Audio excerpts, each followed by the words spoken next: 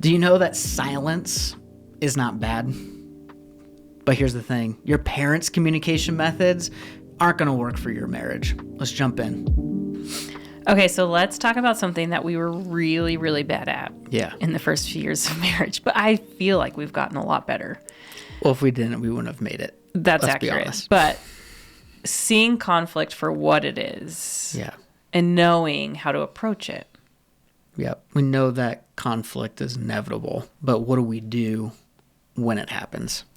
I think if somebody would have sat us down early on and told us, hey, why don't you ask your spouse, even though we dated for almost 5 years before we got married, why don't you ask your spouse how they saw conflict play out in their home? That would have saved us a lot of conflict. Yeah, absolutely. Yeah, because I think whether you like it or not, you're bringing a framework of how you handle conflict from your family of origin, the family that you grew up in. So what you saw, for better or worse, it could be what you're bringing in. Well, it's what you think is normal. Like for me in my household, seeing when conflict would happen between my parents, it escalated the emotion. So it went straight to anger, straight to, no matter if it was a small conflict or a big, something that was a little bit on the bigger side, it was always like the house is burning down. And so a lot of emotions, tears. And so for me, getting married, when we would have conflict, I would just, head straight for that emotional, Level 10. Level 10. Everything was a level 10 when you're like, no, I just need to know why the dishes didn't get done. Yeah, no, exactly. And I think when you I didn't have that context of this is what you grew up in. This was normal. So then when we have conflict, it was like, oh my gosh, is this really a level 10 matter?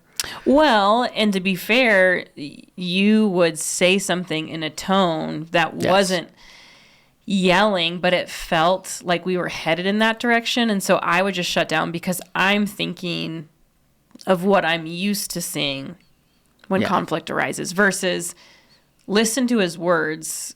Nothing mattered because of the tone that it was set in. Right. Yeah. Because being the oldest of 8 with 8 kids growing in, if you had an opinion, everybody has an opinion in the Worley household, but it would have to be said confidently and strong to be able to get the point across, right?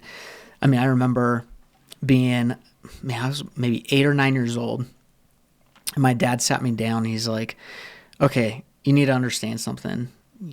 Because of your last name's Worley, there's a thing called the Worley temper. And you need to realize right now, is this going to be an opportunity of something that you surrender and allow the Holy Spirit to start working in your life? Or are you going to allow this to up-temper and to create destruction when conflict occurs? And that was a part of my family's story of what was passed on. And thankfully, my dad put some flags down to reverse that generational sin. But it was something too that he was very upfront and talked to me about was, hey, we got to either be killing this or it's going to be killing us. That's good. So just the awareness piece of, hey, these are some of the patterns that we see in our family and why you may feel like it's necessary to communicate in this way. Yeah. Well, yeah. And I would say if there's no awareness, we don't know what to change or what to, as you shared some of your family story and all, it allowed me to have more an awareness of, oh, my tone is a very big deal in how I communicate. And so being aware of that helped me to make some necessary changes. Well, I think the reality can be that we will, in conflict, every married couple, you just start to trigger each other for maybe something that was a wound in the past or some, just thinking about if you grow up in a big home and maybe your voice isn't valued or a home that wasn't a great home.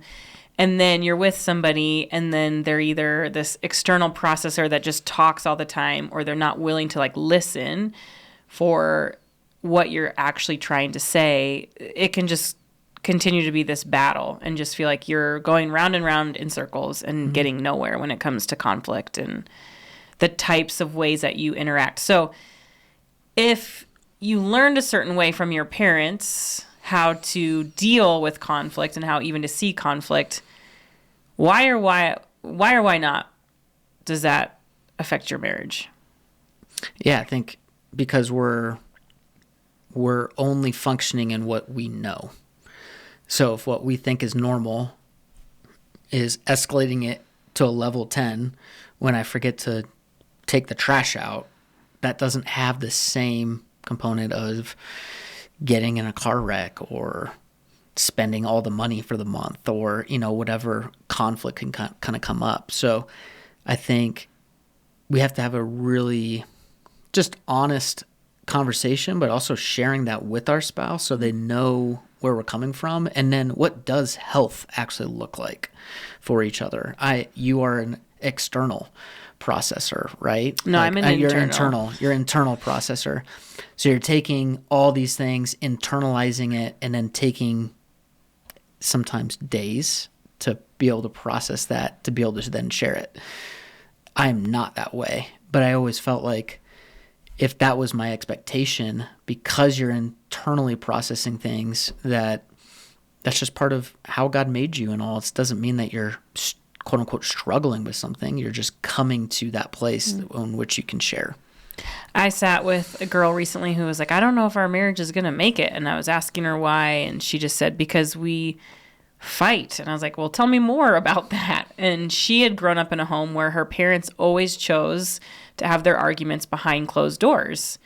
Not right or wrong, but what that did for her was it showed her my parents never fought. And so the fact that I'm having some conflict right now is showing me that I made the wrong decision in the person that I married because we're just fighting. And so we had this conversation of how conflict is not a bad thing. So I think when we even kind of learned conflict isn't bad, it's how you respond and how you know your spouse likes to be communicated to. So speak to a little bit about that. How would you encourage someone to get to know how their spouse likes to be spoken to or in the middle of conflict? We talk a lot about being like curious about your spouse. And I think this is a way in which we can be curious about how our spouse thinks about this, what it was like for them growing up, in order for us to have a better idea. So asking, hey, what did conflict look like in your home? What did it look like amongst your siblings? What did it look like for your grandma and grandpa? Just trying to understand and have some ideas of what that could look like. For some, they might have been, I heard a story recently where it was like the silence treatment. And it was like mom and dad had like 2 days of silence that they gave each other.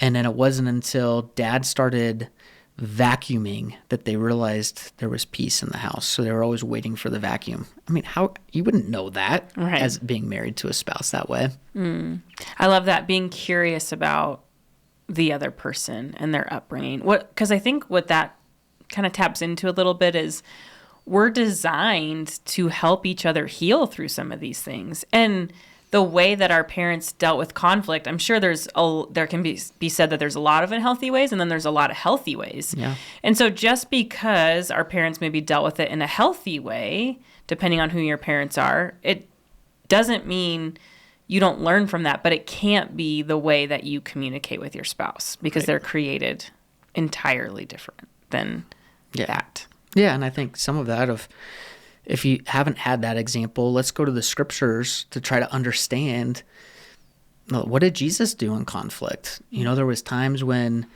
he's being accused of certain things and he responds in a way of curiosity, trying to get them to share more, and then them kind of realizing, of what it could look like. Think of several times within the word that Jesus responds in ways that we wouldn't necessarily think in the midst of conflict.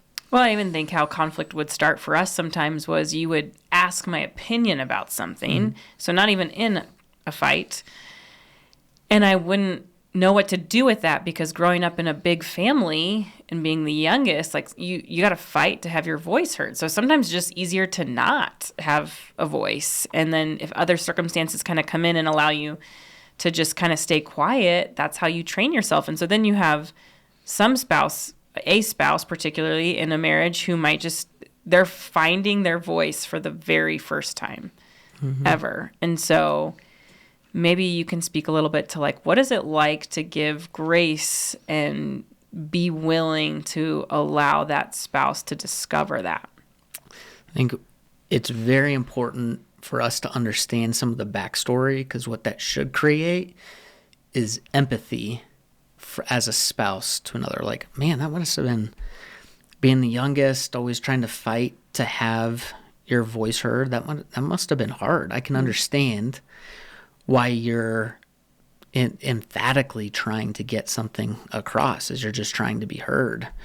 And so what it does is it creates empathy and understanding for me, allows me to put myself in your shoes for a little bit, but also to be able to encourage you in what that can look like in all, without trying to like fix. It's not fixing. It's just, hey, it could be more effective if we do X, Y, and Z together, or we're able to look at this from this type of angle. Yeah, I think if we could encourage couples who maybe find themselves in that space, it's to know that it's a learned skill. Like, it's not, nobody starts their marriage and is perfect in this area or understands everything about their spouse. I mean, we're different, male and female, let alone the intricacies that our backstories bring into how we communicate. And so asking those questions, like you said, and getting curious of what did it look like for you, or how do you like to be communicated to? I think for us, it was a game changer when you were like, oh, you're an internal processor. You need time. Yeah. And I was like, oh, you're external. You like to just talk it out and like keep, on the journey, figuring it out, when I'm kind of like, no, I need this space. And there might be a little bit of silence, but silence doesn't always mean bad. Right. And so just learning that about each other. And that was part of it for me, realizing that like silence isn't bad. Like, we're going to work through this. And just because you're contemplating this and thinking doesn't mean that you're like being passive or not acknowledging what the conflict may be. So if couples could take one step towards becoming better at conflict, let's go besides being curious about the past, what would you say? How can we actively listen in the midst of conflict to know what's being said? I think that's a huge component, because the conflict arises because we don't feel like we're being heard. So what's not being heard in the midst of the conflict that's happening? And asking questions, right, to help bring clarity that way. Not ready to just kind of prove your point. Well, we heard a friend say it today, right? Like, how can you become unoffendable in your marriage to where you're giving the benefit of the doubt, but you're listening, you're allowing them to speak and work out some things without just easily becoming offendable. Yeah, and that's an image of Jesus. Jesus was inoffendable. Like, he was called more names than we can name, in a single little video clip, but he was unoffendable, and the way that he reacted to the offenses showed what his heart was truly anchored in, of who he knew who he was. He wasn't going to react in the midst of and even be tempted by sin in the midst of his reaction. I think what's great too about having this conversation for couples is this is a time to go and talk with each other, and you get to celebrate the wins of your family and how they did it really well. And then you also get to decide how we want to do it for our own family. So this is like another step in your marriage becoming your family and your own. And so the beauty of standing on shoulders of maybe amazing people who've allowed you to learn certain skills. Yeah. And then any amazing parent would want their kids to take it one step further and do one better. And so how is it that we can be challenged through the good, the hard, and the bad of our families to take it to the next level so we can experience oneness in our marriage? Yeah, and I think to your point, even if you had a great example I'm not married to somebody who is like my parents, per se. Like, what worked for them isn't necessarily going to work for us. We're two different people made in the image of God and have different backgrounds and cues and everything that way. Yeah. So good. Well, every couple listening, we want to encourage you, have those conversations about what it looks like to be curious about your partner's past, to understand and empathize. Where do we go from here in our communication skills?